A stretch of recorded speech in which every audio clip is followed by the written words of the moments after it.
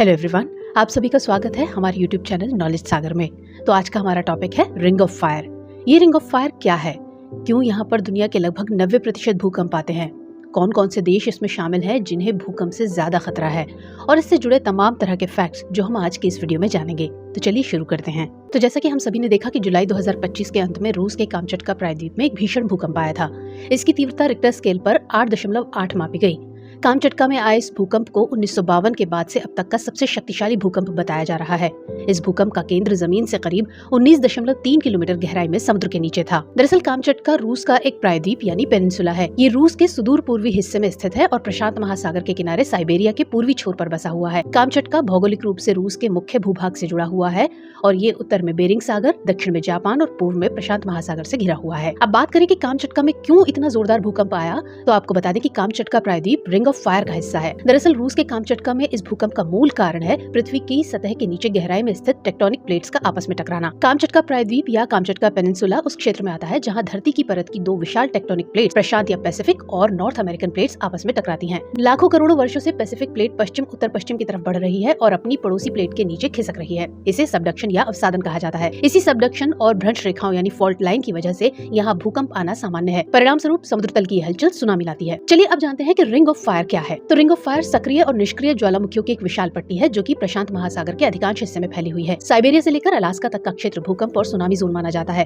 क्योंकि ये ring of fire का हिस्सा है। साइबेरिया रूस का उत्तरी हिस्सा है जबकि अलास्का अमेरिका का सबसे उत्तरी राज्य है। इन दोनों इलाकों के बीच आर्कटिक सागर और बेरिंग सागर है। ये पूरा क्षेत्र प्रशांत महासागर के उत्तरी किनारे पर आता है जहाँ पैसिफिक और नॉर्थ अमेरिकन प्लेट्स आपस में टकराती हैं, जो इसे भूकंप के लिए अति संवेदनशील इलाका बनाती हैं। क्योंकि इन प्लेट्स की गतिविधियों के कारण भूकंप और ज्वालामुखी विस्फोट आम बात है। ये क्षेत्र रिंग ऑफ फायर का हिस्सा है। ये क्षेत्र कई टेक्टोनिक प्लेट्स जैसे पैसिफिक प्लेट, नास्का प्लेट और फिलीपींस प्लेट के संगम स्थल पर मौजूद है। रिंग ऑफ फायर प्रशांत महासागर के चारों ओर का एक भौगोलिक क्षेत्र है जो भूकंप और ज्वालामुखी गतिविधियों के लिए जाना जाता है। ये प्रशांत महासागर के चारों ओर फैला हुआ है और इसके तटीय इलाकों को जोड़ता है। इसके अलावा इसे पैसिफिक रिम या सर्कम पैसिफिक बेल्ट भी कहा जाता है। चलिए जानते हैं कि रिंग ऑफ फायर की लंबाई क्या है और इसके अंतर्गत कौन कौन से देश आते हैं। तो रिंग ऑफ फायर पूरी तरह से गोलाकार वाले नहीं है। घोड़े की नाल के आकार का ये क्षेत्र तकरीबन 40,000 किलोमीटर या 25,000 मील लंबा है, जिसमें रूस, Japan, Indonesia, Philippines, New Zealand, Chile, Peru, Mexico और संयुक्त राज्य अमेरिका के अलास्का और कैलिफोर्निया जैसे कई देश आते हैं। अब बात करें रिंग ऑफ फायर के ज्वालामुखियों की, तो रिंग ऑफ फायर प्रशांत महासागर के किनारों पर स्थित ज्वालामुखियों और भूकंपीय गतिविधियों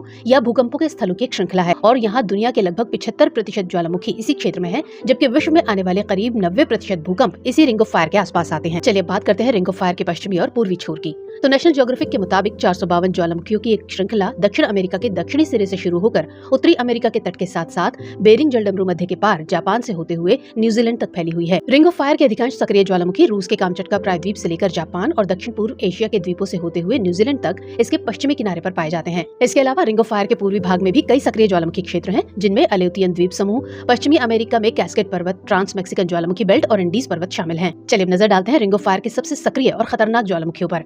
तो न्यूजीलैंड का माउंट रुआपेहू रिंग ऑफ फायर के सबसे सक्रिय ज्वालामुखियों में से एक है, जिसमें हर साल छोटे मोटे विस्फोट होते हैं और लगभग हर 50 साल में बड़े विस्फोट होते हैं। वहीं मेक्सिको में स्थित पोपोकाटेपेटल रिंग ऑफ फायर के सबसे खतरनाक ज्वालामुखियों में से एक है। ये पर्वत मेक्सिको के सबसे सक्रिय ज्वालामुखियों में से एक है, जिसके 1519 से लेकर अब तक 15 विस्फोट दर्ज किए गए हैं।